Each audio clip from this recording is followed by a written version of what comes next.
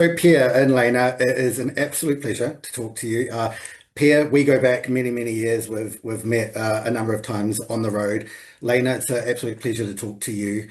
I know you're fairly new to the Roxette fold, so I've got hundreds of questions I could ask you, but we have a limited time space, so I'm going to just crack on straight with the questions here. So you've been back on the road, Pierre. I'll aim this to you, mate. You've been back on the road with Roxette over the last few months. You've had shows in South Africa, Australia, and a few in Europe. Your last ones being in Helmstead. How's the reception been so far this year with these new dates? It's been overwhelming, really. It was pretty uh, scary when you thought about doing this tour. You never know. It, Yeah. it could be anything. People. You never know how people are going to react. Replacing Marie with another singer, and if people are going to come at all, buy tickets at all. I mean, there's so many question marks. Yeah. So I'm really pleased that it's been such an overwhelming response everywhere from critics and from the fans as well. I mean, everyone who's went to the show went home with a smile on their face because of Lena is delivering, and also because of the band is delivering. We got the old Roxette band with us, Jonas Isaksson and Clarence Overman, all those people, and we managed to have this amazing catalog of songs to play that people like. So Lena, I'm going to fire a couple of questions towards you. Yeah. Stepping into Marie's shoes, she's left such a huge imprint in the music industry. Yeah. That must have been such a terrifying task. How did you deal with that? What was your preparation like before taking on these shows? Well, when Per asked me about this to join Roxette Tour, that was my first question to myself. Do I think is it too difficult to step out on the stage and knowing that you're not the person they want to see really? But I couldn't really turn it down because it was a fantastic adventure at the same time. So I decided to say yes, and as soon as I say yes to something, I start to work towards the goal and not. I knew people wouldn't necessarily like to have another person there, but I didn't. You have to just take that away from your mind and just try to sing the songs as good as you possibly can. And I try to really read the room on stage, read the audience, and pair on stage the band. Not, I didn't want to be too much to annoy anyone. Just like some. In a good way, and I felt a big responsibility towards the songs and all the whole Roxette thing and towards Per, and I just really wanted to make Marie proud, kind of. I'm not here to replace her. I just want to Yeah. help Per to keep the songs alive, and my wish was to if Marie could hear this, I would just love to make her proud. That's it. Roxette fans, and I'm sure you'll agree with this, Pierre. Roxette fans like myself, as you can tell, I've got a few pictures there. I've got tattoos all over my body. We're very protective of the Roxette catalogue as much as you are, Pierre. And the legacy that Marie left. How have you noticed the fans have responded to you being up there and not Marie being there? How have you noticed the fans' reaction? Has it been welcoming? Yeah, I mean, the first gig in South Africa was kind of a little bit more nervous, trying to be focused, trying to do my thing, trying to remember the lyrics and trying to sing the right notes and so on. But after that, we had a pretty fast kind of positive response. So I feel, and then the next day I could step out a little bit more, take a little bit more space. And so right now I just feel like, I mean, I have gotten to know several of your most fanatics, Mhm. fans, or what do you call it, standing in front of the stage. So I've talked to them, and I mean, no, I kind of feel accepted, really. Do you find that the pressure feels slightly less there in, like, for example, in Sweden than compared to shows in Australia and South Africa? Because I know that you're a very known name in your homeland. So Yeah. does that feel like there's less pressure to I guess, prove yourself? Well, it's more pressure outside Sweden, I would say. In Sweden, as you say, everybody knows about me. So, but still, the fans in Sweden really think this is super, us two working together. Yeah. So we had some wonderful concerts here in Sweden this summer. So I would say it's more like outside, no one knows who I am. So just get to perform, to sing the songs right and do the right thing and work together with Per in a good way. And yeah, so it's a bit different, yeah. So Pierre, over the years, since Marie's passing, there's been a couple of different incarnations of Roxette, with PT Roxette, with Pierre Gessle's Roxette. Why was now the right time for you to bring back the original Roxette name and bring Lena into the fold? What made now feel like the right time for you? Uh, well, I didn't really know what to do with Roxette for many years, so I just let it rest for a bit, and it occurred to me like maybe 2 years ago or so that I felt really sad about not being able to present the Roxette songs again, and Yeah.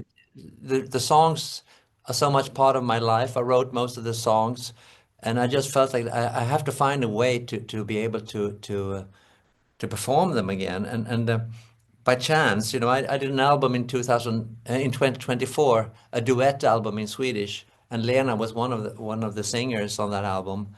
And working with Lena in the studio, I just felt like, hey, this person, I know Lena since the 80s, but I never really worked with her in the studio before.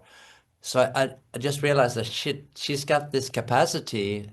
She could actually sing Queen of Rain or Spending My Time or It Must Have Been Love, and it would make sense, and that feeling had never happened to me before since Marie passed away. Yeah. So I thought about it for a couple of days. I didn't say anything to Lena, but after a couple of days, I called her up and asked for a meeting, and we sat down and talked. And I said to her, "How about you going on the road singing the Roxette catalog with me and the Roxette band?" And she was, of course, very pale in the face. Oh, well, very surprised, very surprised. Yes. Yeah, but she thought about it, and we had another meeting where I brought in Clarence Overman and Christopher Lundqvist, and we played some of the Roxette songs just acoustically in my office, in Stockholm, with Lena, and trying out some keys and trying out some songs to see how it felt, and it sounded amazing, and I just said, "Shit, this is gonna work." Uh, so we took it from there basically, and then I called Jonas Isaksson, the original player, if he wanted to join, and he loved the idea, and just like you said, everyone knows Lena here in Sweden. Everyone's got a lot of respect for Lena's capacity here. So I mean, everyone in our group thought this is gonna be a massive thing, and it's such a great idea to do this. Why haven't anyone thought about this before? Oh. Sort of. Uh, you know. So when we started rehearsing, it's like you're making a big puzzle. Yeah. Things you put things together, and it just works out so well.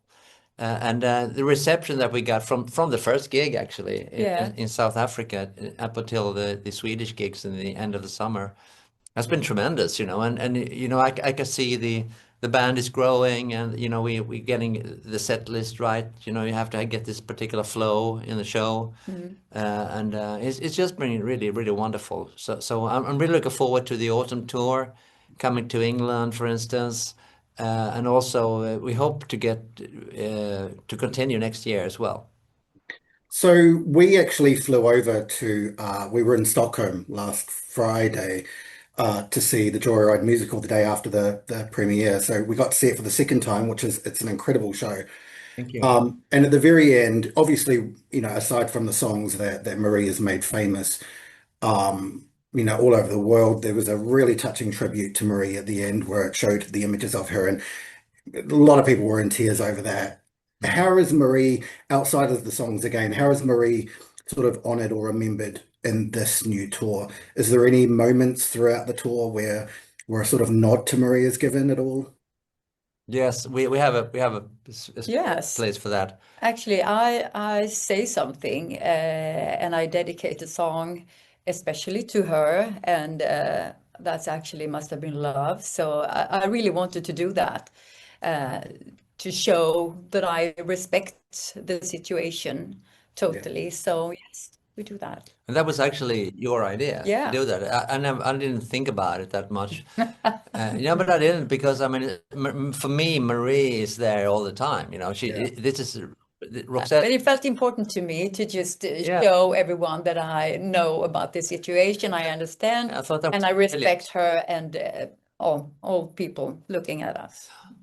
So outside of the tour, once I know you were saying that this is going into next year as well, is there any plans for any projects outside of live touring? Is there any new music on the horizon that brings Lena into that fold there as well under the Roxette banner? Well, I don't think we're going to release anything under the name Roxette, but we're talking about maybe doing something new music together. I think it's pretty complicated if you use the Roxette name, because Roxette, uh, you know, I think what we should do is to honor the legacy of the Roxette catalog as we know it. As soon as you start releasing stuff under the name Roxette, new stuff when Marie is not there, it becomes a different thing. Yeah. That doesn't mean that we can't work together making new music. Like we did with the Swedish songs that we released, which was a big hit here in Sweden last year.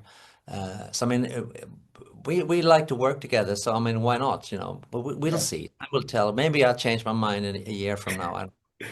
So outside of perhaps new material, I know that there has been a lot of vinyl releases, and this is actually probably more of a question that I'm just aching to know from you, Pierre.